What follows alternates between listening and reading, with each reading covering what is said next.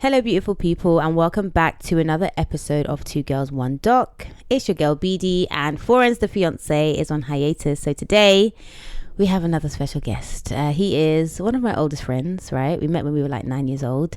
He's also he was actually the owner of a much coveted Arsenal pencil case, and he is the first person I ever heard use the word atrocious, and I'll never ever forget it. It is the one and only Shomari. Hello. Thanks for having me. Wow, the energy is so different now that we're live. So different now. But yeah, do you know what? I thought that it would make sense to do this documentary with you because you're into basketball. I'm into everything. All sports, I love them. Okay, all right, okay, jack of all trades. So I did a basketball documentary like a couple of weeks ago. So I've learned a lot. So I don't know about you, but me, I'm now a pro in it. So I might know a bit more than you about this documentary. I doubt that, but I'm just putting that out there. Do you know what I mean? Mm-hmm. So we are drinking today. So I was at the shop and I was like, do you know what? I want to get something a bit different, because what do I normally get? Rosé. Well, yeah. Or I get Asti. Or I get a cocktail, right? Asti, how do you find out about Asti? What do you mean? There's Asti downstairs. You can have that later. How do you find out about it? I've been, no, don't let you introduce me. Come on. I knew about Asti before you. you. Know about it? Because I know about Asti. Because I know about Moscato. It's a hop, skip and a jump. Doubt that. Asti's Moscato. I think I changed your life with it. This is men. Men always want to take credit. Didn't I bring the one from? Men always want to take credit for everything. One. I bought it the time I bought it. You bought it, yeah. That wasn't the first time I had Asti. It before. 100%. So why were you so amazed by it? Because I like it. Okay, I even told you where you can find it cheaper. All right. Exactly. Oh, I take it back. No, you're right. You're right. Bro, anyway, so this is a rosé that I got today. It's by 19 Crimes. Now, normally, the 19 Crimes wine that I get is a red wine. Do you know what I mean? When I'm feeling a bit sophisticated, yeah? But this one is a rosé, and it's called Revolutionary Rosé. Ooh. Because it's revolutionary. Yeah. So I bought it. Fancy, because that's me, bit of me. So we already started drinking it, I won't lie. What are your thoughts?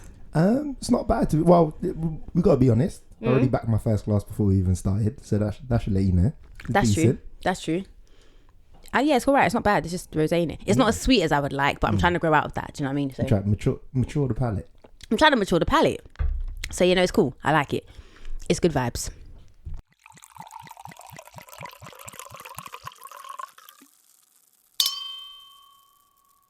So the documentary opens up with on-screen text which says, on November the 19th, 2004, there was an incident between players and fans at an NBA game.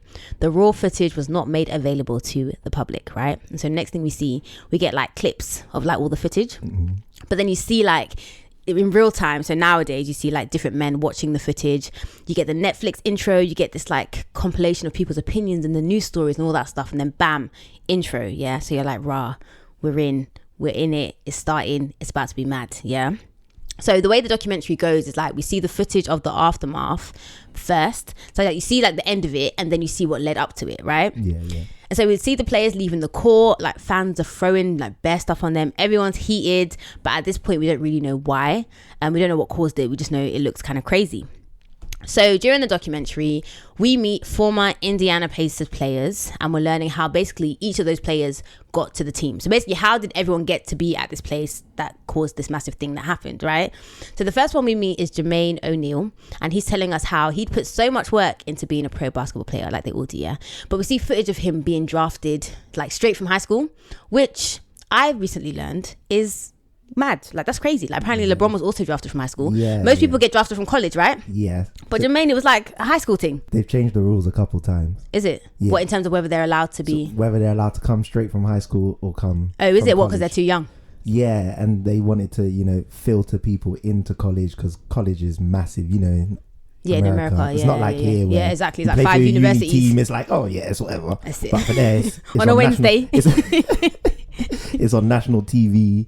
American football, basketball. I didn't know. I didn't deep like the magnitude of America, like of college basketball. I didn't deep it until the last documentary we did. I was just like, nah, like that's wild. Like I was saying before, like I can't imagine like Manchester versus like Leeds Uni, like competing, being on like Sky News or something. Yeah, mm-hmm. That's impossible. But yeah, so he's so good that he can go from high school. What's the rules now?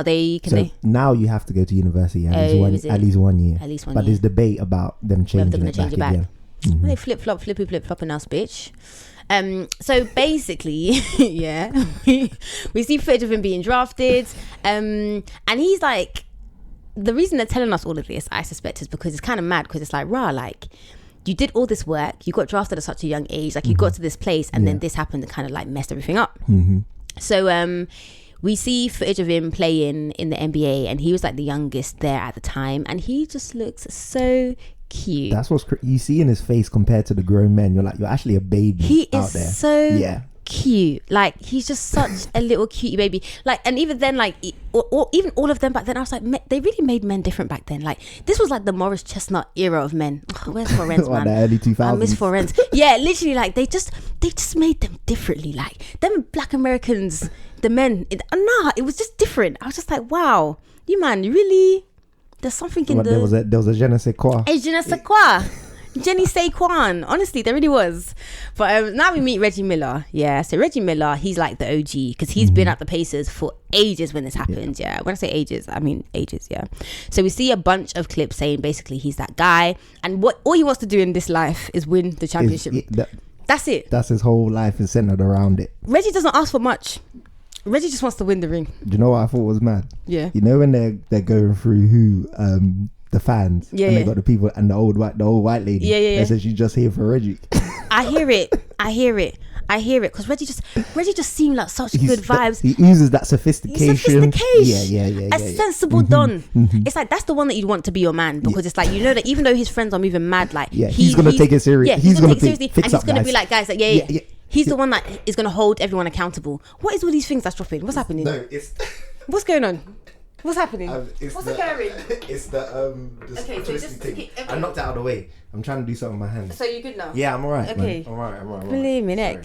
So yeah, Reggie, he just wants to win the championship, because he's been with the Pacers for 14 years and they've never won a ring. So what's the lifespan of a basketball player?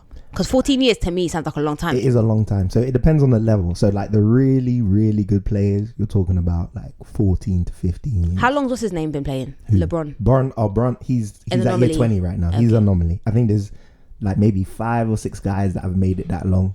But none of them are as good as him at that age. But yeah, the average is like 4 years. Them guys, like, they're in for a couple of years. And then they're out. They don't. But then what do they do after that? Or like commentary, or like... It depends on the level. Like a lot of them, that's just it. Like they get their little stint in. They might go abroad. They get traded. Play in China. Ain't abroad, not play in Europe. I mean, there's levels, isn't it? It's like you want to be at the top, and you want to be at NBA. That's your aim. So then, if you go from NBA to somewhere else, it's kind of like. Yeah.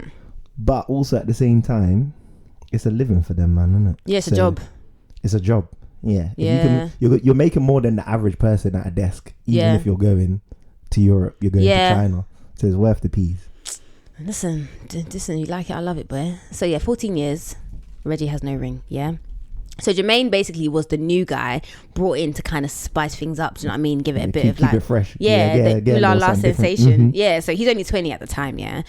Initially, like, the fans weren't happy about him being traded to the Pacers, but soon he becomes like the face of the team, and Reggie's good vibes. Reggie doesn't feel threatened. Reggie doesn't feel like, who's this young buck trying to come and take my man? None of that. When Reggie's you're the OG, the whole city is his. The whole state is his. He's just like... You'd think so, but some people still don't recognise it. We'll get into them later on. Yeah. But yeah, so he's like, come through. Do you know what I mean? I'm going to be your mentor. I'm that guy. As long as we win, I'm happy. All Reggie wants to do is win. That's it. Yeah, cool.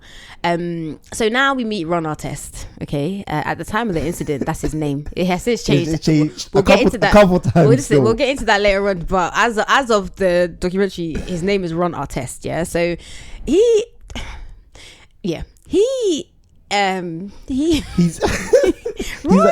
he's different. That's how they describe. He's alive. No, they say unique. Wire. That's how they describe him. They say unique. So he gets traded to Indiana. So now he's part of the team. So now we have like Reggie, we have Jermaine, we have Ron, and Reggie likes Ron. Reggie likes everyone. I think Reggie's just good vibes. Like he can just adapt to anyone. Yeah.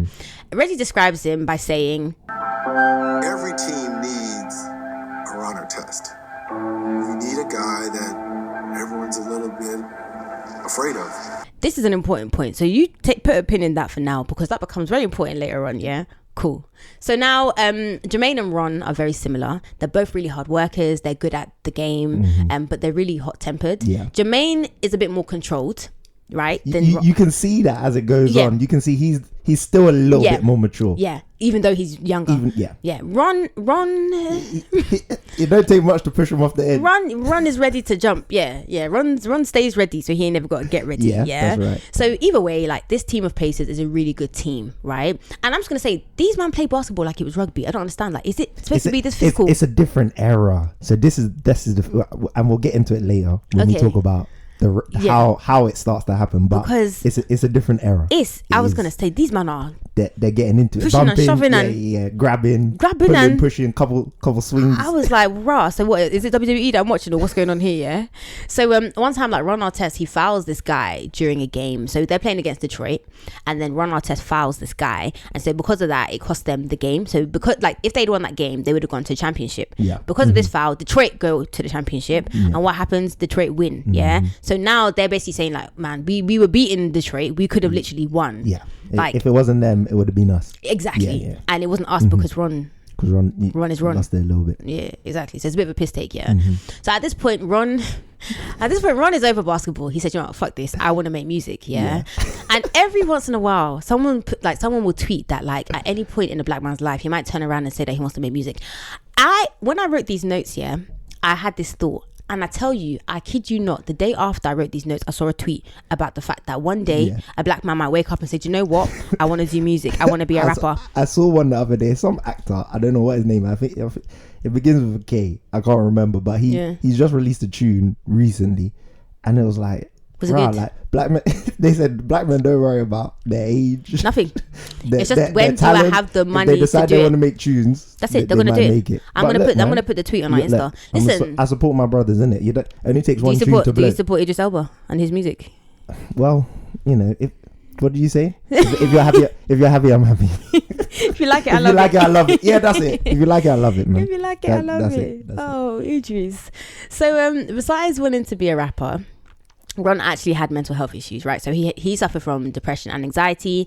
So he used to travel with a psychiatrist, right? And I think that the reason they're getting into all of this, because we always say Netflix that go on and on and on. I think the reason they're getting into all of this is to kind of give us some context. They're painting the canvas, they're painting the picture for us. Exactly. It's like saying, listen, just so if you hear fireworks, I don't know what these men are on, but so just to basically say that, you know, this is, you know, like a context. This is just the picture. This is basically what's happening, So for example, is this your phone? I'm sorry, please excuse this guest, because this behavior is crazy. I never expected it. I never expected it. All right, we're good. Just to get back into Ron, there's an example where, like, he basically says he's not coming to basketball practice, because he's going to a funeral, Cool. No one's gonna say anything. You're going to a funeral, like RIP, sorry for your loss, They turn on the TV, they see this guy presenting the Source Awards. Like, he's presenting the Source Awards. You know what's mad? You know when you know you're moving reckless? He says, I don't even know what I'm doing here. He knows. He literally was like, you're supposed to be at work, my brother, and you didn't even sneak out. You know when you're at work, you're trying to do a sneaky thing. This man saying, you're low key. I'm outside. You're on national television. You said you were here. You're there, and it's documented on live TV. So Jermaine is like, I feel like there was the biggest riff was with Ron and Jermaine, because Jermaine's like, bro, like I'm over this. Like, we're here trying to do a job. But you know what? I'm gonna defend my boy Ron a little bit. Ron, I'm gonna defend him a little bit. The man said, I need a break. Yeah. And everyone's getting on to him. Then you don't give man a break. So I'm taking my break by force.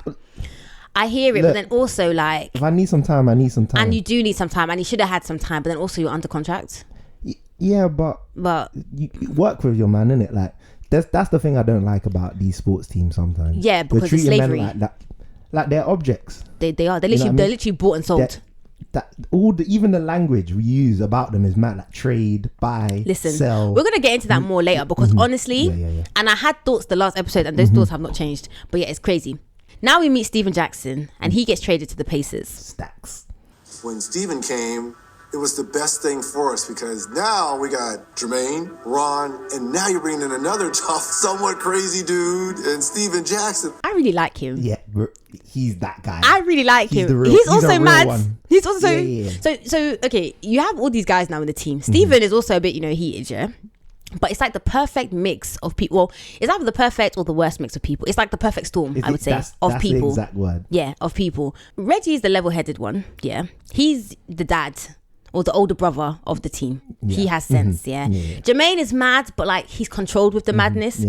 Ron and Steven are mad. They're over the edge. Like, don't push me because I'm close to the. Yeah, mad. But Steven's kind of mad. Like, Steven's mad, but in a loyal kind of way. Like, they describe him as having like an inflated sense of justice. It's like, I'm loyal. That's Ron. Inflated self. No, that's Ron.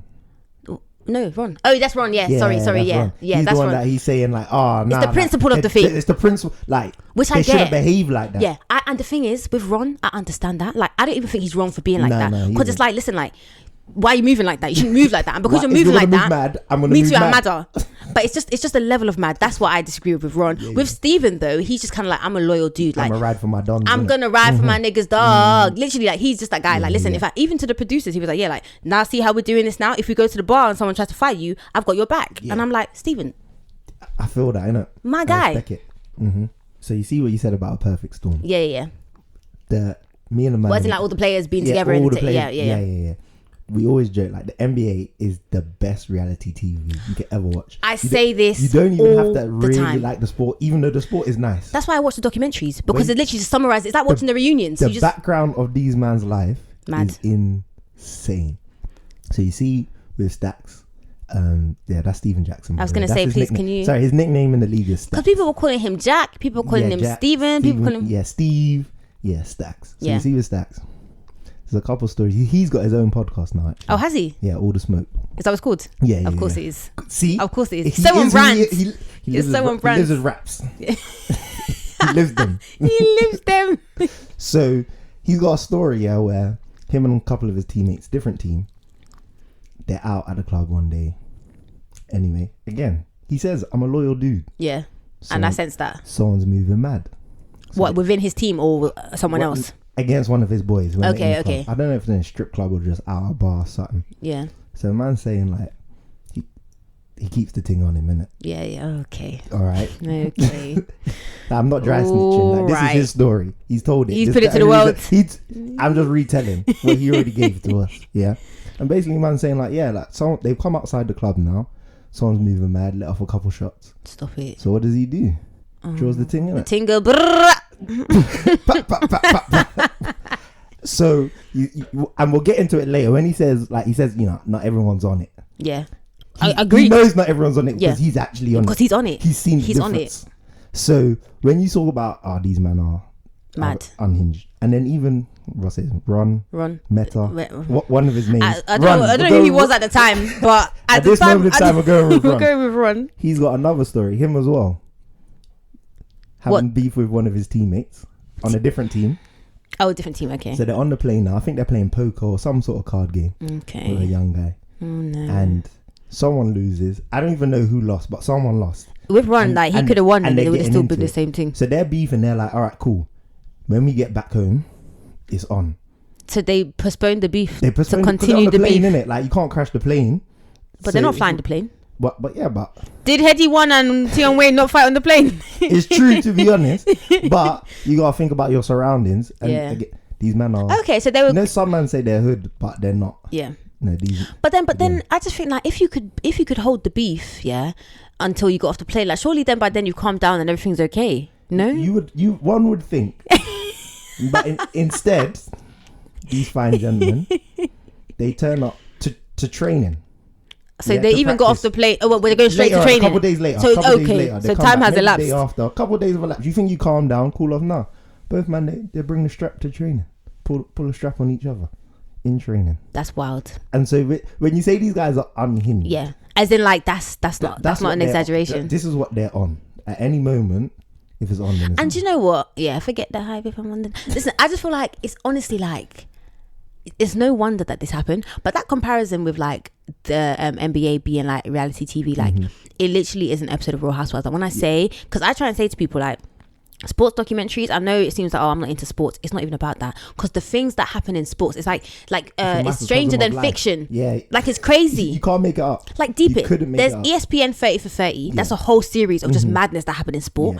There's Untold, madness that happened in sport. Bad Sport, madness that happened in sport. Like all these things, they're not all just repeating the same thingies. All these everyone's things got a different story, and even as we speak, kind of things are happening now. I'm sure that in 10 years time, 20 years are going to be documentaries. It's gonna come out, because it's so wild. Like you just think to yourself, mad. But I like Stephen. Like I feel like Stephen would be like a really good uncle to have, because it's like a bit distant, so the man ain't too close, but you know that he rides for you. If it's going on, that's the uncle. Yeah, that's the one that you call. Exactly. And it's like he won't even be asking no questions. He just say, where are you? Done. But Stephen, he looks really good now. He's aged really well. I think I don't know, the madness has contributed to his energy. Look, when you're honest, when you don't have stress when you say what's on your mind. It's true. You're not holding into anything. It's true. Look, I said what I said. Yeah, and I'll say it again. If I need to. And I'll bring the strap if I need to do that too. Whatever's necessary. Any means. Any means. He's I really like Stevie Jackson. I hope he hasn't done anything cancelable, Lord Jesus. So we're here now. Yeah. It's the main event. It's the reason this documentary was made, okay? It's Indiana Pacers versus Detroit Pistons, and this is taking place at the Palace in Detroit. Now the documentary is called Malice in the Palace, so you know that Malice is about to ensue, okay? So we learn that their fans, like the Detroit fans, are like notoriously wild, and we see a lot of footage which basically shows us like these men are mad. Fanatics, isn't it? Fans sort of for fanatics. That's what they're on. Sometimes I'm like, bro, like you man need to. Is it that deep? Like, are you on the court? Is there nothing? Like, they are. Well, they get there. Well, actually, they get there. So we also meet some of the fans. We meet everyone during this documentary. We meet some of the fans. We meet security guards. We meet a newscaster. We meet the referee. We meet the police. Yeah. We literally meet everyone. Like everyone. I feel like their life now, is before Malice at the Palace and after Malice at the Palace. Like it's kind of like before COVID, after COVID. Like that was the center that changed everything, literally. So now we kind of hear about all these things that made up this perfect storm. So obviously you had the Indiana Pacers, their team, they're always ready to tussle, and then there's like Ben Wallace, who plays for the Detroit Pistons. Well, the Pistons, they got that name. They're called the Bad Boy Pistons. Well, there you go. Yeah. Well, there you go. And Ben Wallace was a bad boy. Yeah. But also recently he had lost his brother, so he was more like on edge. Like you know, sometimes like something's happened or you're mad and you're like, just look at me the wrong way. It's gonna be just give me a reason to be mad. Yes, it was kind of like that. And then the fans are rowdy. The announcers gassing up Detroit. Because obviously they're in Detroit, and Steve was getting pissed off. Like Steve was getting more and like irate as the announcers like gassing up. And I'm like, bro, like you're on their turf. They're home. This is what they get paid to do. I was like, literally, they're home. They're home. Like so. And then there's also the desire to win the championship ring. So everything together is just like a culmination of like it's the guys that beat you last time, mate. It's like it's crazy. They should have known something was going to happen, boy. But so the Pacers are doing really good in the beginning, especially Ron Artest. So they are beating Detroit. So because of this, these normal like the season ticket holders that have the good seats, the seats closer to the front, they're like, you know what, fuck this shit, let's leave. Fam, I bet they regret leaving now because they would have been part of history. Anyway, so they left, and so now all the basic bitches migrate to the front seats, okay? And remember, these fans, they're drinking, they're belligerent, and they're also annoyed, these Detroit ones. That they're getting beat. They're losing by 15 points. Because they're used to winning and their arse is getting beat. And they're getting beat by these man, especially. Yeah. It's wild. So someone says to Ron, Jamal Tinsley tells Ron, you can get your foul now. Ron looked at him like, you can get your foul now. He's really trying to be snarky because Ron, like we know, like he fouls, and Steve was like, bro, like why would you say that? Like he doesn't need any provoking. He doesn't need an invitation. He doesn't need, like he's ready to go. Why would you give him a thing? And then the guy who says this to him was Jamal Tinsley, and I thought that maybe Jamal Tinsley played for the other team and he was trying to like rile him up, but he played for his own teammate. Why would you do that? And then also they're not bright, man. Also, like, it was weird because we learned from the last basketball episode we did, that there's 5 of them on the court. And this whole time, we only hear about 4 of them. And I was always thinking, who's the last person? Who was the last person? I thought, maybe someone had died. And, like, that's why. But he's very much alive. I Googled it, So, and he's not even relevant. That's what makes it worse. You weren't even that guy. They didn't even call you to come. Jamal Tinsley, like, but, like, I was just like, bro, like, this is the first and last time we heard your name in this documentary was because you put a battery in Ron. So you basically started this whole thing. if we really go back in time. Yeah, if we say what was the trigger point? Yeah, it was this. Yeah. Because if this didn't happen, he would have just carried on. Ron. We say it's possible. But look, maybe it wouldn't have happened like this. It could have been a little bit different. Yeah, and we'll never know. We'll never know. So basically, the game is over. Yeah, and so Steven is guarding Ben Wallace. Remember, Ben Wallace plays for the other side, right? And so someone throws Ben the ball. And so Steven's like not really trying to guard him because it's like the game's over. And in the last episode, Nicholas was basically saying like, when there's a massive like gap like this where you know you're gonna win, like etiquette is like just allow it. Allow it, like just chill. Yeah. So Steven's just kind of, and we see the footage like, Ben tries to get the ball. Steven's kind of like chilling, like not really defending him, just kind of there. Ron comes out of nowhere and pushes him out the way. And it's like Steven just kind of like chilling. It's not necessary. I was like, nah, what was the reason? Like, what was the reason? And this is where shit goes down. This is really where, because Ron also wasn't the brightest in this situation, because Jamal said to you, oh yeah, you can get your foul now, yeah. And you went to go and get your foul. And you found the biggest guy, the most problematic guy on the other team. And you didn't have to. Yeah, wasn't necessary. The end was nigh. Like, you didn't have to do that. You know how I feel sometimes there? You see with Ben's reaction, with professional sports, I know it's etiquette to be like, oh, chill, but you're also getting paid to be out here, innit? Yeah. So if you're losing, hold your L, innit? It's not that deep. Like, why are you crying? But then like, I think it's so much more. It's so much more than the losing, though. It's disrespectful because the way he pushed him. Yeah, am I a child? Yeah. And it was also and it was so unprovoked, because deep like now there's however many hundreds of thousands of millions of people watching this game. Am I a dickhead? That wasn't even losing. Social media time. I'm losing, so you're taking the game from me. You want to take my dignity from me as well? What? My brother's just died. I'm not in the mood for this shit. Like, I understand why Ben reacted the way he did, because like literally Ben almost falls backwards. All 6 foot, however much of him there was. That's falling down. Almost. Sometimes when you watch on film, you don't realize how big these men are. I didn't realize how big they were until the referee got in between them. I said, and then you say, that's a regular sized person. Lord Jesus. I said, nah. Yeah, they're giants. They're not regular people. And it's like, to push someone that big for them to almost fall back. Come on, like what was the point? Like there was no reason for that. So now it's just like pandemonium, like literally like niggas running everywhere. The referee's trying to separate Ben and Ron. The referee, that little man in between. He came up to like their belly buttons. I said, it might as well have been me there, being like, Ron, stop, don't please, do it, please. Stop. I know him. Nah, but like that's literally would have been the same thing, because this referee was a small, no power, zero power. None. I was like, nah, this is ridiculous. Not you re-upping. Right, boy, I'm slacking. Let me get my drinks in.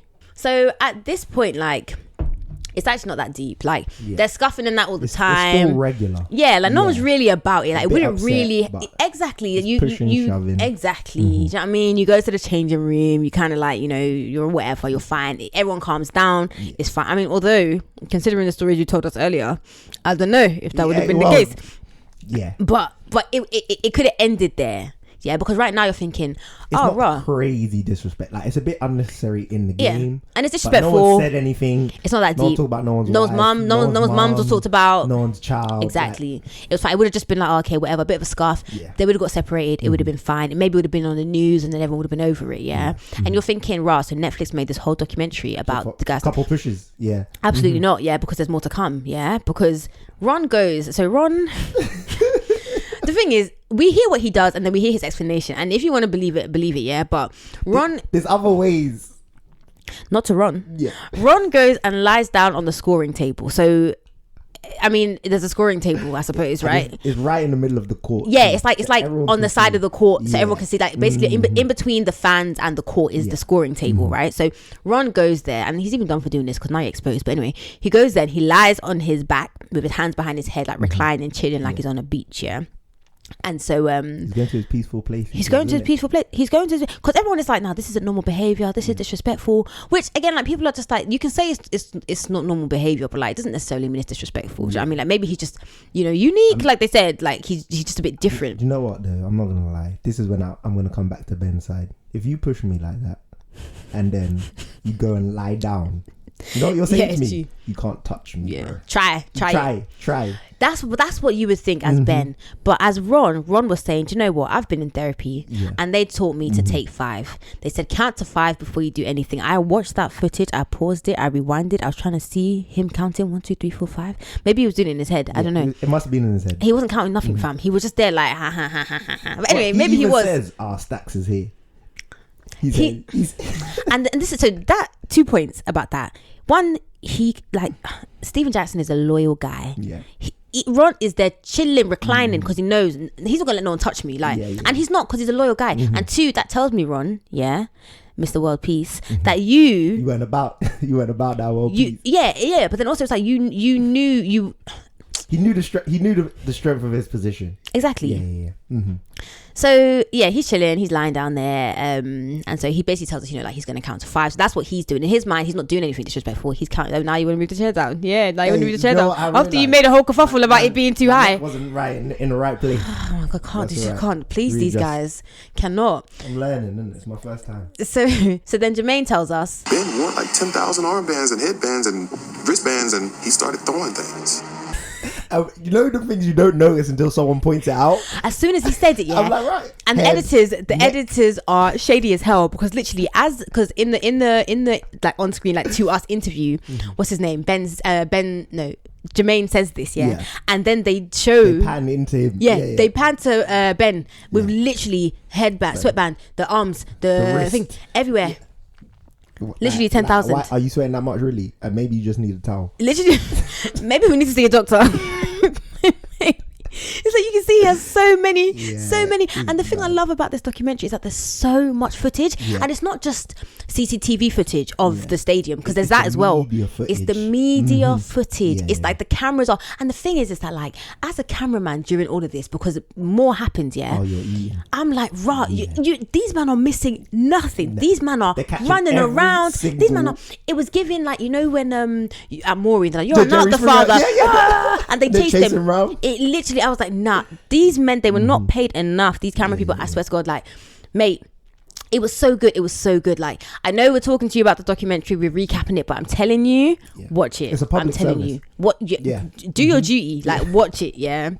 So now, the fans are getting involved, and so the fans, like, someone kind of explains that, like, with the players, like, you have your beefs or whatever, but really your colleagues, innit? Even if it's that deep, it's not that deep, that you have your own sense. Super wild. Exactly. But the fans, it's kind of like how like people are with stands and like celebrities and stuff. Like maybe Nicki and Cardi are beefing, and the fans are going harder than maybe they would have gone. That are actually beefing. Exactly. So now the fans are like trying to match this energy and like getting really riled up. They're already a bit wild to begin with. They're drinking. They've migrated down from the cheap seats down to the front. Like they're really like, do you know what I mean, on it.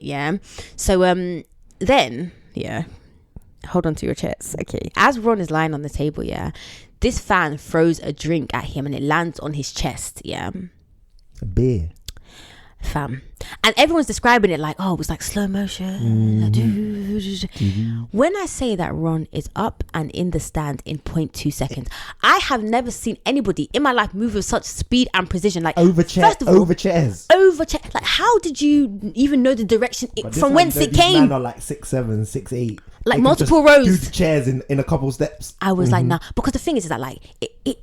Okay, so here, picture it, and you don't have to picture it because you can go watch it. He was lying, he reclined 180 degrees, and then it hit him on his chest. So it hit him on his chest, and he is now perpendicular. He's now 90 degrees, and then he clocks where it's coming from. All of this happens in like, I'm telling you, less than a second. Like literally, he just is up and out and like banging, like literally banging the fan, So to be fair, like he attacked the wrong person, but he attacked the person next to. He was in the right general. He was so in the close. Direction. He was so close. He's attacked the guy next to the guy who threw the thing. So I mean, do you know what I mean? Yeah.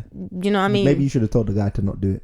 Exactly. I mean, show me your friends and I'll tell you who you are. So maybe you also deserve the beating. So so then Steven runs in, because now all the fans are like attacking, jumping Ron, because Ron's the only like non-fan there, and Steven, obviously Uncle Steven, he is on it, fam. He's in the stands, he's going there to like take up for Ron, and then someone throws a beer in Ron's face when he's up there, and Steven's a second beer, beer number 2 at this point. Ron is like Steven's like pow pow pow pow, bangs that guy up. Chaos. Pandemonium, melee. I don't know what other words to use. It's just manic. Like it's a full-on riot at that point. It literally is. It literally is.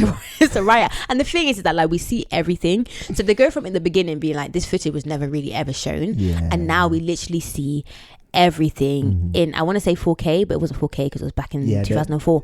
But you can see. It's clear. You can see, yeah. And so like the fans are fighting, the players are fighting, everyone is fighting, yeah. So then Ron walks away, okay. Meanwhile, all this time, no police, no security. Everyone is everywhere, yeah. When I say everyone is everywhere, everyone is everywhere. So we see a clip. This fan, yeah, his name is Charlie Haddad, yeah. Oh, and he's here today, so he's in the documentary, and him being in the documentary just confirms to me that this guy's a clout chaser. Yeah, he was a clout chaser then, and he's a clout chaser now. Yeah, he rattled me. Anyway. Yeah. So he tells us to camera today, like somehow I ended up on the court. Yeah. What do you mean somehow? We see exactly how, because the footage shows us that he literally takes his 2 feet and he walks up to Ron. So Ron is walking away, like basically trying to mind his business. Yeah. Charlie comes from nowhere and literally walks up to Ron, swinging like with a closed fist. With that fist that everyone knows what that fist means. You weren't trying to spot him. Yeah. Come on. You weren't trying to spot him. Yeah. And so Ron is like, mate, like I was just confused. Like, is this guy? Are you really trying to come? And you know when a mad person is mad as well. It's like, I know I'm madder than you. Yeah. So is this really what you want? It can't be. Is this really what you want, kind of thing? Yeah. So this fan goes to throw a punch. Yeah. Ron gets a punch in first, and then bam, that's another fight. Then out of nowhere, Jermaine just running at full speed towards the fan, but he slips. Yeah, so he kind of punches Charlie, but he doesn't connect. Yeah, and Reggie, obviously, Saint Reggie, yeah, is like, thank God he slipped, because that punch would have been deadly. Like if he connected, finished. I'm not gonna lie, I wish he connected in it, but he deserved it. Him, because Charlie, fam, he still hasn't learned his lesson. To this day. What did Untold Wallace say? To this day, he hasn't learned. So we hear this 911 call that somebody made. Yeah. Hello, 911. I need to come to the palace. Okay, we do have play out there. Now, looks like we couldn't play. Hurry up. Okay, we keep on the way. Please, hurry up. This is a black woman. I know it. Yeah. Sis was like, hurry up, hurry up. Like literally, she was like, you need to get here now. She didn't ask where you are, how long is it going to take. Wherever you are, you need to be here now. You should have been here. Yeah, and they should have been here actually when you deep it. So much, and we'll get into it later, but so much from this game changed everything about sports, changed everything about the NBA. That's normal here in England in football, but it wasn't normal. It's like, why did these things, it's kind of like with COVID, like why did such a drastic thing have to happen before like simple things were put in place? Basic, like why is everyone, like why is this, why, like give me space. Like I feel like that should have been implied. Why were we packed on the trains like sardines? Why are we now still packed on the trains like sardines? Why has nothing changed? Yeah, but it was crazy. So before this police call, there's only 3 police people / security people on the court. Yeah, and so they kind of think, do you know what, maybe if we get the players off the court, the fans will calm down, because obviously the players are the object of their anger or whatever. So in doing this, it kind of looks like one of the police officers is going to mace Ron, and Reggie is kind of like, whoa, everybody relax, like let's not do this. But the police officer thinks he's some random guy, so he's getting all like hyped to Reggie. You know what, I didn't believe it. What, you didn't believe what? He didn't know Reggie Miller. To camera, the police today tells us he didn't know it was Reggie because he was in a suit. And Steven is like, how you not know Reggie Miller's on the Indiana Pacers? How do you not know? He's been there for 14 years. 14 years. I think, no, what's worse, even at that time, it's like 15, 16 Oh, yeah, it was more, yeah. He's tall. He's like one of the few, at that time, light-skinned guys in the... He literally sticks out like a sore thumb. You know who he is, man. That's crazy. You lost your head for a second. That's crazy. Just another... nigga. Well, I didn't say it, but I did, I didn't. So, so... the way Steven is like, how do you not know Reggie Miller's on, like the way he says it is like proper, like, how do you not know Reggie Miller's on the Indiana Pacers? Like literally, it's like he was more angry about it than Reggie was. I'm sure of it, but that's what I'm saying. Steven, like that. He's the humble guy. He's chill with it. Like maybe he didn't. Yeah. Like Steven's like cat. Yeah, he knew. He just didn't care. Lost his head. Oh God. So Steven is mad. Yeah. But anyway, they start going towards the locker room, and so if you imagine, it's like this with like football stadiums and stuff, like you have the stands and stuff, and then you have like the little tunnel thing that they go down, so the walkway to the walkway, go on. So then they go down the walkway, and then you have all the fans gathering at like the top and like pelting them with anything that they can find, everything that they can find, literally, it's like a herd mentality. And I'm like, mate, the thing is that people can actually get injured here because you can hit me in the head, you can hit me in the eye. Now I can't see. Like, there's so many things that you could do that like damaging, and it's like people don't feel like they're going to be held accountable because there's so many people doing it. They think they're just the face in the crowd. The mob mentality. Yeah, exactly. All of us. Exactly. So now we've kind of like full circled back to the footage that we first saw at the beginning, and I love when like documentaries do this. It's like, oh, that's how we got here. It was so perfect. It was so well done. Yeah, it's such a good documentary. Like, oh, this is how we got here. Exactly. It's such a good documentary. So yeah, Stephen regrets nothing. Oh, well, the chairs are going back up. The dude is just a little bit. I'm trying to find my sweets. I'm so done with you. I'm so done with you. Yeah, I'm not used to my neck being in this position. Okay. Right, I'm back now. So Stephen regrets nothing. Yeah. Nothing. Stephen regrets nothing. I mean, I don't blame him. You know, he's like, I did it before, I'll do it again. Yeah. I feel like if Stephen had a chance to go back and like change his actions, he would say no. I said what I said. I probably hit a couple more guys. Yeah. Exactly. I would have brought my gun on court. So the fans who were involved in the fighting, some of them are talking about suing and getting money. We see the footage, like, oh my god, it'd be so cool if we could. Not just some. Charlie fucking Haddad. I swear to God, this idiot. Charlie, like, I'm not sorry. You're moving mad. And to today, you're moving mad. Because he was trying to say, oh yeah, Jermaine kind of sucker punched me. Sucker punch? You are a sucker. That's the only reason it's a sucker punch. There? Why was you there? Somehow I found my way onto the court. Ran straight towards you. Saw him. You just couldn't move quick enough because he's an NBA athlete and mate, he's double your height and half your weight. Come on. Nah, Charlie. What a fool. Listen. So at this point, Ron and Steven are off the court. Jermaine is still there. Yeah. Fans are throwing chairs like this is WWE because they're exactly them WWE type chairs that they were trying to throw as well. Them foldable metal chairs, that I was like, nah, this is insane. So now it's like all over the news, and the players are being villainized. Now they're thugs. Now it's about rap music. You know when I say it's not even covert, like it's overt. It's overt, literally. Now it's about rap music. Now it's about tattoos. Now it's about hip hop. Now it's about how they dress code this, dress code that. All of this is rooted in that basically black people are thugs. Yeah. It's literally like we should have never gave these niggas money. Like that's literally because that's what Stack says. Like that's what they go. Oh, these $1 zillion. Well, they're saying mad things like, oh, they never had to live in a civilized society. I was like, well, what? But when they were winning basketball, when they were winning, it was okay. Loved them in it. Well done. Yeah, good for the city. It made me so uncomfortable. And Jermaine makes a really good point because he's like, in hockey, they beat each other up all the time. Like it's just a part of hockey. It's what you do. It's encouraged. It's encouraged. You get a name for yourself. And they're never looked at as thugs. One newspaper person, one news person basically is even like, oh, like some of these players, they're felons. They're this. Yeah.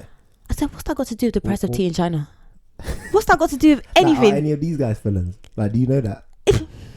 Do you know? You're just throwing that out there. And it's like they're so mad. Like inherently, they're mad that these guys could have come from nothing and be making way more than them for what they deem to be something dumb, but also not something dumb because they really appreciate it. Yeah. It's like you talk about, even with footballers, they talk about, oh, footballers are making so much money. It's like, yeah, but you appreciate the game of football. You're out here screaming, England. You people. If nobody watched them, they wouldn't have this much money. Thank you. So where's it? Like it's just so like now the players, they're overpaid, they're immature, they're hoodlums, and then the NBA is getting bare pressure to do something about it. Yeah, so 2 days after it happens, we get the suspensions. Okay, so Ron is suspended for the rest of the season. I don't know how far into the season they were, but it was only a couple games. It was like 7. What into the season? Games, I think. How many games are there in the season? 82 games in the season. 82. Yeah. Blimmin' heck, mate. So when you think about that, that's the context of how mad that's it is. why I didn't even see that. The whole year you can't work. So they don't get paid. Would you get paid for just being on the team? For a suspension. You don't get paid. They're usually a suspension without pay, or he needs to go back to the Source Awards. Yeah, someone's gonna give me a check. I need it. Oh no, maybe his album will blow. So Steven is suspended for 30 games and Jermaine is suspended for 25 games. These numbers is all just arbitrary. Yeah. Because it's the head of the commissioner, David Stern, who basically just decided to hand down these sentences. Because even in the press conference, they're like, oh, like, was it a unanimous decision? And he was like, yeah, it was me. I said, yeah. It was like decided? I did. It was like, unanimous. We all agreed. Literally, me, myself, and I, we all agreed, yeah. So Jermaine is like, do you know what? And again, when I say Jermaine is mad, but he has sense, this is what I mean. Yeah. So he's like, do you know what? Cool. This was a mad thing. I participated. I should be punished. Fine. But 25 games, mad. That's wild. That's wild. We see this clip of Stephen A. Smith. Yeah, he looks simultaneously young, but also the same. But the same, yeah. That the hairline. The thing is, you know, it's like the hairline is being receding, but slowly it's receded. It looks like still, that's how far it's like going. It started. There was always recession, but there was less recession at the time of this clip. I shouldn't even laugh because you know. Is that where you're going? No, I'm not. No, don't. I think that gene is from your mum's side of the family. So the men on your mum's side, that's what they say, innit? They're calm. And right now, I'm alright. No, but I'm talking about the men on your mum's side of the family. So they're fine. From the men that I've seen. Yeah. Okay. So you should be right. It's genetics, isn't it? Look. Unless you get like traction alopecia, but you don't do any. Okay, you know. yeah. Let's not speak that into existence. No, but you don't do any styles that would warrant that, so it's fine. Yeah. Do you know what I mean? Keep it simple. Cheeky fade. Cheeky fade. Speaking of fades, are you watching Love Is Blind?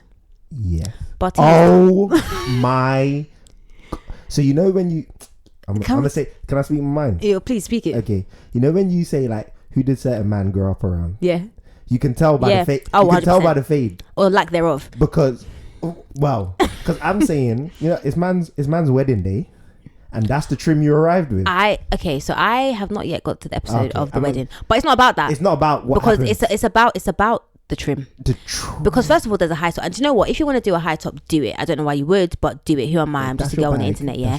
But at least if the fade is gonna fade, let it be fading correctly. There was no mathematics, because you know sometimes guys will get a fade and you think, nah, someone got out a fucking compass or protractor or whatever. The maths was involved, yeah. Some level of skill was involved. This guy, the high top is top. That's a bastard trim. That's what it is. And that's what he is. No dad. That's what he is. He's got no one. Yeah, because no one took him. No one loved it. No one took him to the barbershop. You know when you go barbershop and like they rate you, or they rate your dad, or they rate whoever you're affiliated with, so they take care of you when you go. Nah, nothing. That's why I always used to befriend my barbers when I used to go barbershop. Just something. Just something like, just get out my chain. In fact, he might have done it himself. Horrendous. Yeah, sorry, when you said the fade, I said, nah, that I couldn't let that go. Ridiculous.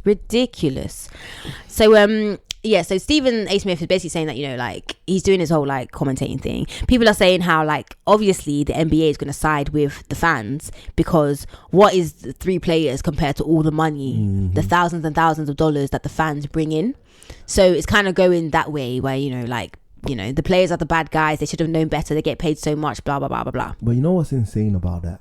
In the same breath that you're saying, you're going to trade these guys, you're going to sell these guys, you're treating them as assets, as product. Yep. But then your first thought isn't to protect the product. Exactly. And that's not usual. Yeah, it's actually very strange. Usually you protect your product. They don't win either way. What makes you money. Yeah. But instead they're saying, we'll protect the fans. Exactly. Over these guys. But then it's because there's only 3 of them. It's like it's easy scapegoat. It's like, do you know what? Actually, it's only 3 niggas. And we can you know, piss off. We can get 3 more. Nothing. Yeah. Disgusting stuff, man. It's actually disgusting. So now there's a criminal investigation into what happened, and like someone says it later on, they're like, mate, people are dying and this is what we're investigating. Okay, cool. So they get the man who threw the chair, the WWE. That's what I want to say. You know what, shout out my profession. Oh yeah, I forgot about you, man. The lawyer that's investigating, I liked him. I really liked him. He was about justice. I didn't write his name, but I really liked him. He was good vibes. He was about the right thing, and that's rare. That's rare in them situations. It's easy. Yeah. In them situations, as much as we're criticizing, they're just throwing these black guys under the bus. Yeah. He was like, you know what? I'm just gonna call it what it is, you know? Yeah. Like, if they did it, they did it. He said, what did he say? I'm gonna cap everyone involved. Yeah. He was specific about that. But that's how lawyers are, though. That's how lawyers speak it. Because it's not about making assumptions. It's about getting to investigators. It's about getting to the truth. Mm-hmm. Yeah. Not really with lawyers. Lawyers is about painting a story, innit? I'm not trying to hold you. Well, criminal. Yeah. So what story can the jury believe? Yeah. What's believable? But exactly. What makes sense? His role as a fact finder. Yeah. Exactly. He's investigating. He's just investigating. He's saying, and so for that reason, because even when you're painting a story as a lawyer, you want to find the facts first. Yeah. So that then you can manipulate the story. Well, look, I'm not saying we do that, but I'm not saying we don't. you paint it in a way that's palatable, that's consumable. Oh my days! All this English to say that you lie. All this English. No. You just gotta make sure it goes over well. That's what you're trying to do. So the guy's investigating, and they get the guy who threw the chair, the WWE guy. He gets they nabbed him early. Yeah, felonious assault. Because as much as we were saying that the footage wasn't like crystal clear, it wasn't 4K. It was clear enough, baby. Yeah. It was clear enough, baby. They were zooming in and doing. Have you seen this man? There's all these CCTV. Yeah, they're gonna find you. Have you seen or have you watched the documentary Long Shot? No, I haven't. I'm not gonna lie to you. Okay, if you don't want to hear spoilers, do you want to hear a spoiler?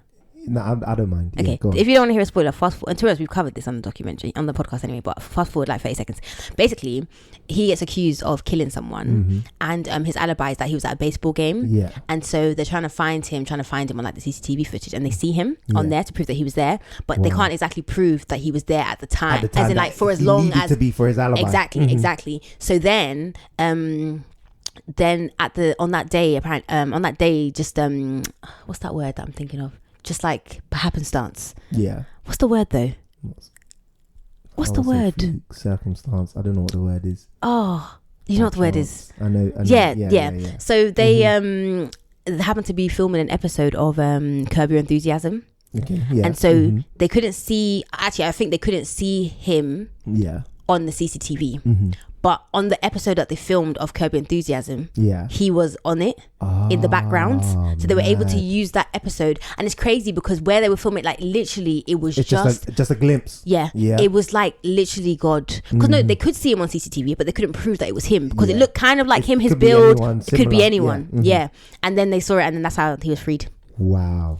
Crazy. It's such a good documentary. You should still watch it. It's such a good documentary. It's on Netflix. It's such a good documentary because you just think to yourself, like it's the fine margins. It's like God was really looking out for you, and he was in jail for my days, mate, crazy. But yeah, anyway, CCTV basically, even though it's like they can blow up them images because they got that guy with the quickness.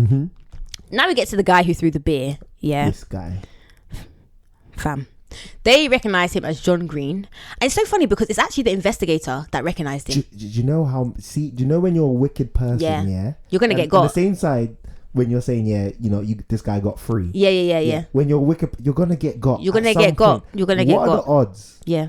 That nobody recognized him. Nobody recognized you, but you happened. What did he say? He dated his neighbor. The investigator years ago. Yeah, the investigator recognized him because that John Green guy, the beer thrower, had dated his neighbor years ago.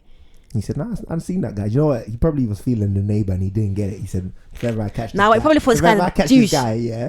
He probably thought this guy's a douche, fam. Like, why is he always parking his car like that? Deserve it. You don't deserve her, fam. She should be mine. So he's the one that actually identifies him, which is crazy. So this guy, the John Green guy, does like an interview on like one of these whatever shows back then. It must be nice to be. Yeah. That you can be a criminal and at the same time just do a little TV run, get a couple coin. It happens all the time though. My goodness. That happens all the time. Especially nowadays where everyone's got a channel. Yeah. So he's the reason the whole thing happened. So okay, cool. I know that we blame Jamal Tinsley, but he's a factor. It's like, did you do an inspector calls in school? Oh yeah. And you go through where did it start? Exactly. And like everyone's interaction with the situation. Shout out GCSE English. Yeah, that's a really good. I really want to watch that in theatres, but I don't know if it's like in theatres. I don't know. Probably not. They should make it. I would go. So so Jamal Tinsley was one of the guys. He was one of the things, and then John Green. Yeah. John motherfucking Green and his beer. To me, he's the number. He's a catalyst. The fans. Yeah, he is 100%. Because if not for that beer throw, the fans wouldn't have been involved. It would have stayed on the court. Up until that point, everything that happened was relatively normal for a match. Someone pushes someone, someone fouls someone. Yeah, that's true. Nah, I take that back. Ron was lying on the Yeah, but the thing is that he was lying on the table. I get that. But he wasn't troubling anyone. But the thing is, exactly, and also even though Ben was throwing his like 5 million like wristbands and stuff, it's not like that. Then started another fight. Yeah, Ron walked away. Yeah, it's true. Did he walk away? Anyway, whatever happened. Yeah, he did. And then it's the beer. It's the beer. That's when it became a fan thing. Imagine someone throwing beer on you, sticky. And it's like, I don't know you. Because the thing is, the disrespect from someone that you know, yeah? Like, okay, cool. Say me and you are fighting. I was like, okay, you know what? I know what me and Shomari are on. Like, cool, I'm not chatting to him for a couple of days, but like, we're going to be fine. Yeah. Let a next person come like, who are you, fam? If one of your friends that I don't know comes and now starts chatting shit to me, I'm like, nah, I'm not gonna lie. Like, you don't have the same level of grace as Shomari would have because that's my guy. Do you see what I mean? Just like some random. You don't have the right. You don't have the right. Who do you think you are, mate? To me like that still. Exactly. So now this random fan, literally you're a fan. Beer. You threw beer at me. Yeah. Now my shirt is wet. Disrespectful. In my face. Disrespectful. So the prosecutor tells us basically that like all the fans, like, well, I don't know if all of them, but like all the ones involved, the key ones, the key trespassers, they got community service. But John Green, the beer thrower, he was charged with 2 counts of assault and battery, which good for him. So Jermaine, oh, you can say something? No, I was gonna say, you know what? That's when I said I rated the lawyer because he was the investigator. It's like everyone involved is getting got. And he says himself, he was like, compared to what was committed, the punishment that the players got was too much. so extreme.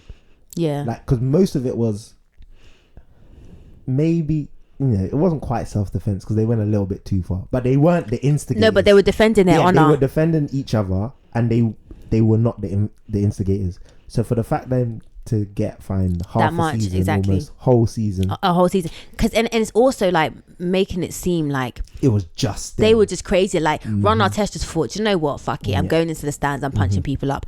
That I would be like, okay, cool, maybe we need to whatever. But like literally, like I'm defending myself and my honor. You man are moving mad. Like instead of you to ban because even before in the beginning, they were saying how some of the season ticket holders had been a bit rowdy, and that night they were thinking about like basically suspending their tickets. You know who I think? I think it was that Charlie guy. Oh, do you think? I think he was one of the ones that they were saying they were going to take his tickets. This cannot be his first offence. No, he's a problematic person. Yeah, you could tell, and he still is to this day. That's how I know it was him. Yeah. Because the whole time you've had 16 years to think about this. Yeah, more than 20. 18. Yeah, and you're still saying, "Nah, it was them, man. It wasn't me." And coming to act like you're a victim. You went. I'm sorry. If someone walks up on you with a clenched fist at my workplace, literally at my place of work, I'm working, and a stranger comes up to me with a closed fist. If it's on, then it's on, innit? That's what you told me. You what you conveyed with your body language was that you are ready to fight and actually be prepared to fight. So. Look, if you want to be mad, I'll be mad, innit? So Jermaine appeals his suspension, and the judge basically agrees with him. Like he agrees with his actions. He basically like, listen, I hear it. Look, I understand. He was like, I understand. I hear it. So he his sentence or his suspension, the number of games was like decreased. They don't tell us what to, but it was decreased, And Stephen is like, fuck this and fuck y'all. Like I did what I did. I'll do it again. Like, I regret nothing. And his suspension stays the same. He says. Middle fingers up. I'm not sorry. He said, I ain't sorry. Nigga, nah. Literally, he's not sorry. And I was like, you know what, Stephen? I hear it. Because Stephen's figures like, I'm not going to beg the man to be like, blah, blah, blah. Like, okay. You saw what happened. Exactly. And if you think I was in the wrong and you think that, cool, then let me take my 30 games and be gone. Exactly. So now it's 5 months later. Reggie, he's still that guy. He wasn't really involved in the whole melee, but he retires. He was injured that game, wasn't it? So he didn't. Yeah, that's why he wasn't playing. I didn't realize he was injured, but that's why he wasn't playing. So it's really emotional because he retires, and like even today, he's getting really emotional to camera just thinking about it. And he played for a total of 18 years. And he never got a ring. Well, you know what's sad about that is they would have got a ring that game. Last year they had the 75-year anniversary of the NBA. Is it? And he was one of the guys that like got honored as like the best. They did like the best 75 players. Oh, really? And he's one of them. But one of the sad things, some people were like debating, should he be in it, should he not? Why? Because he didn't get a ring. And that's what it was. And it's like accolades, isn't it? I realized like he had 2 years where it could have been him. And someone else's it could have been him. Changed his exactly. And it's like he wasn't. That's why sometimes it's like you should have just been mad then. I might as well have been mad. Let it be that I am the reason I didn't get the ring. But it's like your destiny was out of your hands because you did everything in your power to get a ring, and then it was someone else's actions that fucked you over basically. Yeah, it's really sad. So after all of this, like Ron asked to be traded after being the cause of the melee. He leaves. The man was vexed. Listen, Jermaine and Stephen they don't rate him. Even to today, I don't think that Jermaine rates him. Jermaine ain't forgiving him. Yeah, I don't think he ever will. So he changes his name to Meta World Peace. Meta's a Buddhist name and he wants to be more peaceful. I'm like, okay, just because you named yourself don't mean that's who you're going to be, but hopefully you're in a better place. Okay. Jermaine is pissed, especially when Ron moves to the Lakers, and what happens there? He gets a ring. Win the championship. So Ron, after you caused chaos over here for us. Do you know what this is like? It reminds me in school, so I was a very well behaved child in school, and I will be good, and I'm good the whole year, and it's just like expected, it's normal. But then let some delinquent child, be rude the whole year. One day they decide they're gonna do their work. Everyone's clapping, everyone's happy, everyone's excited. Yay, amazing! Let's give you a gold star. Let's give you this. Let's give you that. So I should have just been mad then. So me, I should have done the same madness. I should have just been mad, and it would have been alright. Because Ron was literally the mad delinquent of the whole thing. No one else got a ring. Ron, he got his ring. Like, congrats to you, Ron. Obviously, you're good at the game. I'm not taking it from you, but like, it's so wild that like, and I think this is why Jermaine will always never fuck with him. Is because, fam. You know what? This is like the age where I kind of knew about sport, but obviously it's NBA, it's across the country, so I didn't watch it. I watched it back later when I was a bit older. Okay. And so I know all of these guys, like Steven Jackson, Stacks. He won a couple rings before he came to the Pacers. Oh, so he had rings. Yeah. Reggie Miller, even though he didn't win rings, he's super famous because of how good he was, how long he played, how tall he is. And then Ron Artest Meta, because he played for the Lakers on one. Yeah. Knew, but I didn't really know about Jermaine. I think Jermaine suffered the most out of all of this. Player, yeah. But he never won anything, and he didn't play long at the top. It's almost like he peaked too soon. And so that's when I realized, like, I feel bad for this guy, because at the time he was probably the best player in the team. Yeah. And he had the most potential. But and it was lost, and it wasn't even his fault. And also, it's like, literally untapped potential. And I think it's the what could have been. Yeah. It's the same thing. If you watch that Hoop Schemes documentary, I mean, we can even watch it now. Anyway, that one, it's like the main guy, Steven Smith, like, the potential, it's just what could have been. And I think it's a really hard thing to reckon with. You're really young still, you've been training to do this thing your whole life, you're really, really good at it, you're being paid big bucks to do it, everyone agrees you're good at it, and then it's like you just don't get there. You just don't get there, achieve success. And it's like, what else do I do? What do I go uni now and study medicine? That's what's mad. Like, obviously I'm not getting a violin up for these men, because they're millionaires at the end of the day. Like, they're living a good life. But it's a unique situation, because your sport life is very short. Like, average age, you finish in your mid-30s. Like, no one else's career is like, when you get to 30, it's done. Exactly. You're sort of like on the up and up. At 30, you're getting started. Like, exactly. So they have such a short shelf life. And also, the black ones anyway, they don't always come from like money. So it's like, you don't even have like financial like stability or acumen or anything. It's almost like a lot of them get money, and then they think like, because you could be in the NBA, make hella money for the 4 years that they think you're worth playing, and then like you're set for life with your investments or whatever it is that you want to do, businesses you want to start. But a lot of them don't have that. Maybe it's less common now. Maybe now people are more clued up with what they can do. They can do up influencing, they can do whatever. But I don't know, like, it's really sad. Mad stat, and I don't know how long, but how many, but it's definitely more than 50%. But it's like a mad stat of how many players in the NBA after they leave end up bankrupt, because they don't have that literacy, that knowledge of like, they wouldn't. This is where I need to put my money. And they start so young as well. I want a new car. Given all these man money at 18, 19, 20, like, people got to be honest. If you gave me that kind of bag at 20, I'm blowing it. And also, like, my mum needs help, so I'm helping my mum. So now you're the breadwinner of the house. You're of the whole family, and now everyone's got an issue. Who they call in? Because you're the money man. So you're not even as rich as you could be. So that's what I'm saying. There's just so many levels, because I think it's like a certain level of loss that you can't really explain. And most people will never know, and it's just kind of like, first of all, I'm letting, look, he's moved his chair again. First is like, I'm letting my family down, like, they depended on me for this, like, and now I can't do that. I've let myself down, like, I don't know, I just think it's crazy. But I think of all of them, Jermaine really lost out the most. Yeah, his story was the saddest for sure. Yeah. But now it's time for the real crime, I think, was the beard. Our segment where we focus on something during the documentary that may not be criminal, but we definitely consider to be a crime. Do you want to go first, or shall I go first? You go first. I had a few. Number one was just the game of basketball. I think it's the way they're traded, the way they're like celebrated when they're winning, the way they're thugs when they're like defending themselves. I feel like it's the way that, like, just the slavery of it all. I said the same thing last time we did a basketball episode. And then the other one was Charlie Haddad. Because he's a clout chaser and he's a waste man. And he was looking for a payday. And he learned nothing. Like, even today, like, he doesn't regret a thing. He regrets not being punched harder, so he could have sued. So he could have made more money. Exactly. So that's my two.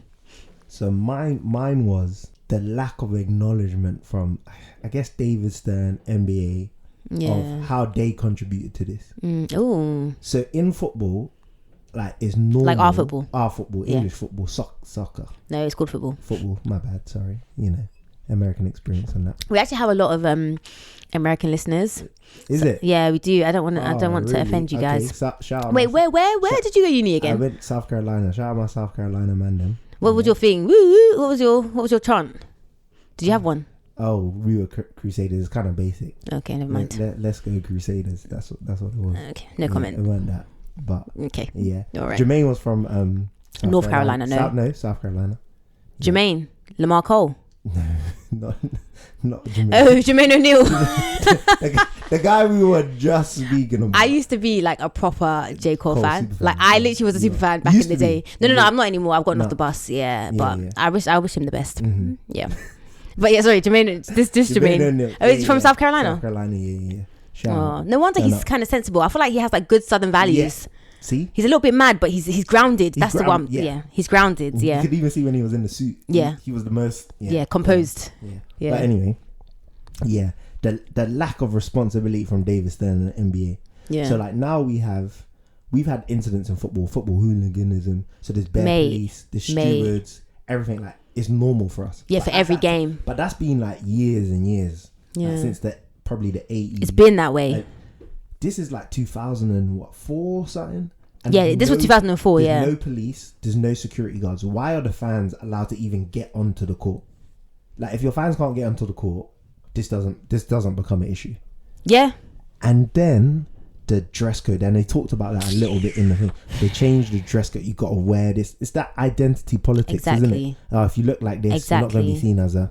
It's that you're not going to dress as a but the more important point of that is that like if you dress like this then you must be, because that's what you're saying by not saying it. You're saying okay cool, the dress code, you have to wear suits or whatever because then you're more compared whatever. So what if I'm not wearing a suit, now I'm a thug? No, I'm not. Like if I'm a thug, it's not because I'm wearing tracksuit bottoms down to my knees. That's not why. It's because that's what I'm on. It's just because that's what I'm on.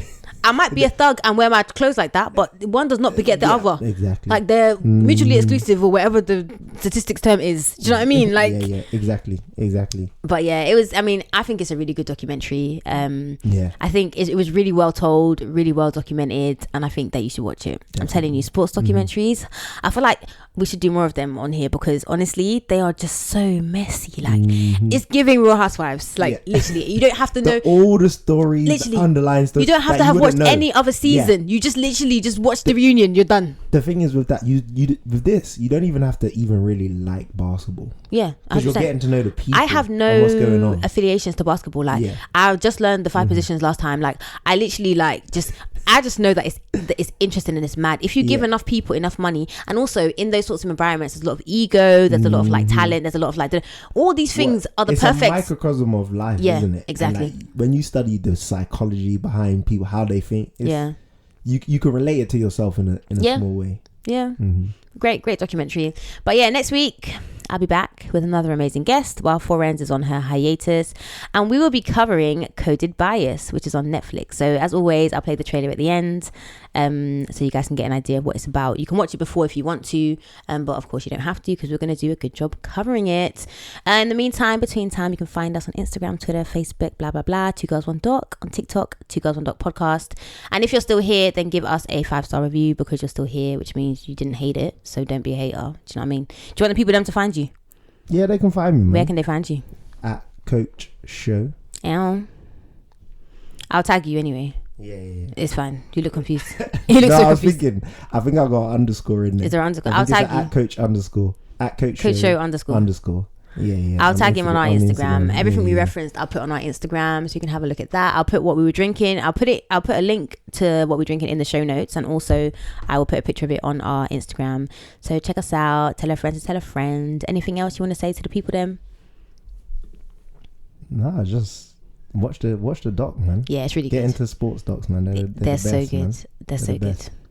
All right then. Bye. Bye.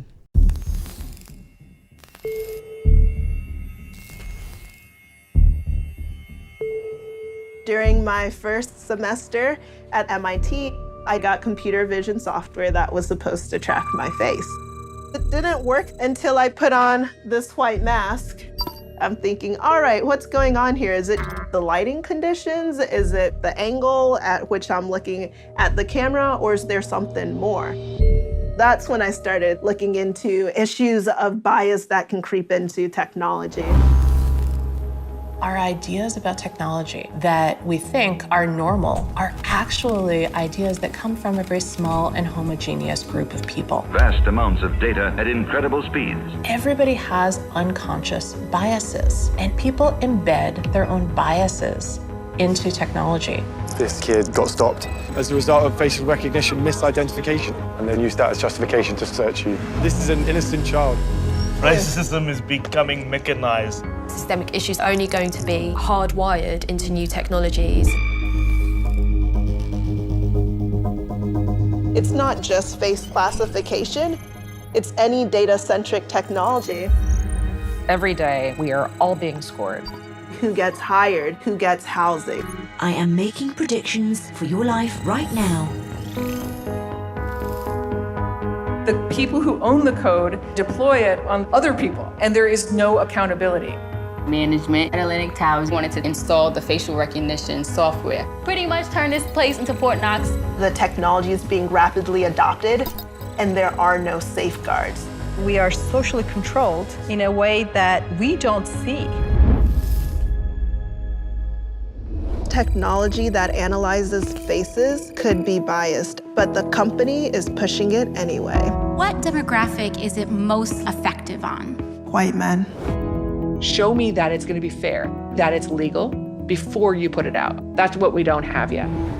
It's going to take people coming together, striving for justice in this age of automation.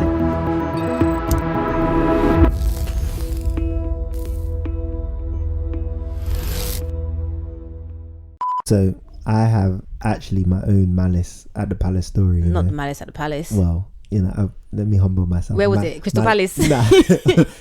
Malice at Norfolk. Not Norfolk. Norfolk. So school football, yeah. What year? Set the scene. Ah, man. The year, we must have been 15, might have been year 10. Year 10. Year 9. I'm going to put some throwbacks of me and Shomari on our Instagram, by the way. 13 years ago now. 12, 13 years ago. So what's that? 2010? 2010, 2009. Listen, I'm a baby girl. I can't relate. Them times there. Anyway, so we go away game, yeah? Mm-hmm. What's this, football? Football, yeah, okay. Football. So away game in the park, Norfolk. Some next ends. Well, Norfolk, nothing happens in Norfolk. It's not far, but when you're young, it's far because you're not driving. Let's get the 140. You get in the coach. Let's get the 140 from Harrow bus station. Them ones. Yeah. So we've gone to this game now, and we're winning, but we're playing. It's Norfolk. Who are you playing? Norfolk High School. Oh, so what? Oh, so this is when you was at Pinner. No, where were you at? Noah Hill. That's it. Yeah. So it's Norfolk. So they're lads in it. Okay. Whole team lads. Okay. Obviously, me, North Harrow. You guys are a bit more ethnic. We're ethnically diverse. Yeah. So they're doing well. We're winning now. Yeah. I gotta set the scene. I'll be honest. Tell the truth. I'm Ron in this situation. Yeah, I was gonna say, tell the truth and shame the devil. Because the thing is, let me know. Let me give the listeners some context, because Shomari is reformed. Yeah, Shomari's found the Lord. Shomari is less Ron now and more Reggie. But Shomari wasn't always a Reggie. Do you know what I mean? So at the time that this story took place, Shomari was a Ron. I was a hothead. Okay, I was. All right. Let the people know. This is before my Meta World Peace stage. So anyway, now so we're at the game, we're winning, but they're giving it. Mm-hmm. They're giving it, and see me, I'm not gonna back down. You're now. like, what? So I'm not taking it. I'm a captain of the team. There's one big guy. And it's one thing I've learned. You gotta go for if you're gonna be that, you gotta go for the biggest guy. You're moving like you're in prison. Look, you're like, take down the strongest guy first. But that's how it's gotta be. Like, if I'm picking on a small guy, then they're gonna think. Yeah, but why are you picking on anyone? Are you just to play the game? Anyone. But if they're giving it, like you got. So I'm taller than average, but I'm not big. But I'm taller than average in it. Yeah. 6+. Come on. Ow. But anyway, I'm the biggest guy in the team. So if I don't take the biggest guy, who's going to take him? Oh, so you're talking about defending him? Defending him, yeah. Okay, cool. It's got to be me. I thought you were just attacking. No. We're going at it. So like near the end of the game, it's getting rowdy now. Again, we're away. So their parents are there. Our parents aren't there. Nothing. Asymmetry. So I make a tackle, yeah. That's why I said I'm running this situation. I make a tackle that I didn't really need to make. Not the foul. But I'm hype. So I get stuck in. You know ones. Yeah. I don't know. I'm not familiar with them ones. So the foul, I don't think it was a foul, but maybe it was, maybe it wasn't. But they're big. It was not on the big guy. It was on someone else. Now you're stacks because you regret nothing. But I look. So what happened? Then their guy comes and then we're scrapping. He swings on me. We're swinging. We're fighting. It's mad. On the pitch. On the pitch, we're fighting. How long's left to the end of the match? Not even 5 minutes left. You people are ridiculous. I told you I'm Ron. Yeah. You people are ridiculous. So we're going at it now. The parents start coming on. They're fighting us. Wait, the parents are fighting the children. The parents are fighting the children. The parents are fighting the 15-year-olds. I told you what kind of ends we're in. Okay. It's those kind. Racism. Okay. So we're scrapping. So not anyway, the parents. Well, the dads with the mums on it too. To be honest, you know when you're in that melee, you don't see the. Yeah, thing. you're not even seeing. I just know there was grown men not in football kits, in football kits, and they were not security pitch, grabbing guys. Yeah. And then that's wild, you know. Chin was there. Is it? Yeah. Oh, how is he? He's good. He's living life, man. Good. So he stacks in this situation. Okay. Do you know what? That makes sense because knowing you guys, like that makes a lot of sense. So I started, and Chin's like, you know what? If it's if it's on, then it's on. Yeah. So he jumps on this man's back. It's mad. We're going wild in here. It's a brawl. I'm actually done. Yeah. And every man's got one of these football stories where it just goes mad. So we're swinging, we're fighting. You guys are so emotional. So then Chin's on the man's back. He gets him off me. Like, it's both of us. Then I see someone else at the corner of my eye in trouble. So I dash off. Oh my run. days. It's just man. So anyway, this is why I respect Stacks in this situation. And this is why I understand the difference, that loyalty. Because after the fight kind of dies down now, we get split up. I'm looking around, and there's man on the sideline not swinging. You was like, so where were you? So I lined everybody up. I'm saying who was fighting, who was not fighting. If it was me, I would just ruff up my shirt a little bit. I didn't see you. What were you doing? Sir said we couldn't get involved. I said, man, I was swinging, and then you're talking about sir. And do your loyalties lie with sir or with me? First, ask questions later. Apologize later. So anyway, we get out of that situation. It ends. I'm going to call it a draw. Well, I'm going to call it a draw. I'm not sure we won, but we didn't lose. And the fact that you lot had parents involved as well. Yeah. I'm going to say. It wasn't fair. It wasn't a fair fight. Oh, man. No, but hold on. So when the parents jumped in, were the children still also fighting? Or were the children kind of like. A couple of dads got some blows. No, but I mean, those. So, it was everyone. It was their parents. So their parents, but then they also continued. And them continuing as well. Mad. So there's a couple parents trying to break it up because they're thinking, I was going to say, because their parents trying to go jail and because I beat up some children. But it was so mad. And I remember being with Chin on the way home, and he said to me, that's why I said Chin is Stacks. He said, you know what? I said to myself, I can't sit on this bus on the way home with you. Yeah, what am I going to say? What am I going to say if you're in a scrap? You're bleeding out your eye. You got cuts and stuff, and I'm chilling. And I'm just chilling. Shirt nice and white, nice and clean. So I empathize with the situation. Yeah. Because obviously it's school football. I'm not. The thing is, I get it. Stacks, I get it because literally Ron was getting attacked by bare people. So what was I gonna do? Just say no, stop. That was me. I was just getting attacked, man. I was just trying to play the game. Anyway, we thank God that you're reformed. But when I say reformed, I tried my best. Lowercase r. But if the situation presents itself, there's something about competition that can get you. It's something about sports. Some people are on the edge, and I have to play on the edge. I never used to be like that. You lot are so emotional, man. You know how they're like, women are so emotional. They shouldn't be. No. Men are very emotional. Yeah. It just depends on the circumstance. Yeah, agree. At least with us, it's PMS, fam. What am I going to do about that? Yeah, see me, if I had my time, anything I regret, I didn't get some more. I should have gone back for more. Okay, Ron. Thank you so much. Thank you so much for that story. We really, we the listeners really appreciate Malice and North. So yeah, Malice and North. To this day, I remember the guys that was with me in the foxhole, and I remember the guys that weren't. He wasn't there. Do I know them? You wouldn't because it was. I wouldn't because you don't fuck with them no more. Nah. The guys that weren't in it. Now, honestly, to this day, I don't chat to. I've never chat. I don't think from that day I chatted to them man ever. Because imagine that. Because if it was me, I can't trust you. Yeah. If it was them, and someone swung on them, I would have been there. But do you remember? I don't know if you watched Girlfriends. Yeah, the episode of Girlfriends where basically they got into a fight in the line at the club. Yeah. And so like Tony got into a fight, and Maya and Tony didn't really fuck with each other like that. But Maya was on it, like backing her, and Joan was like, "Oh no, I'm not gonna." Okay, I'm not saying I'd be Joan. I really do think that if my friends were in like a physical altercation, I would be like, nah, I'm on it, because like I love my friends and I don't want them to, you know what I mean? And I think I'm a bit, but yeah, in your situation, like you're actually 50, what do you have to lose? Joan actually has a career to lose. Yeah. She's telling me that I'm really going to lose my career because I'm telling you couldn't talk about it. Now, I think twice because of that.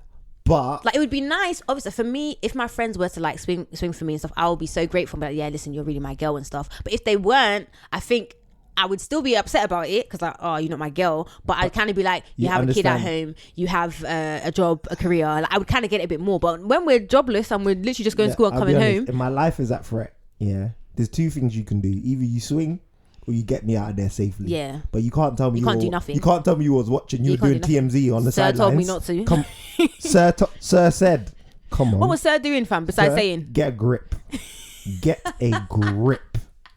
Do you think Sir could have told me not to back you, man? Yeah. Anyway. Wait. Okay. Oh my god. Yeah, but you excited? Up on the mic. Are you excited? You are excited. I'm terrified. You know what energy I bring. I'm actually. You know what I bring. Let me even tell your mic down, fam. Hey, you might have to. You're already screaming. You're already screaming, fam. It's going orange. When I get into it. Who said that? Who sang that song? Get into it. You know that one? I'm gonna start now. So just be silent. Okay.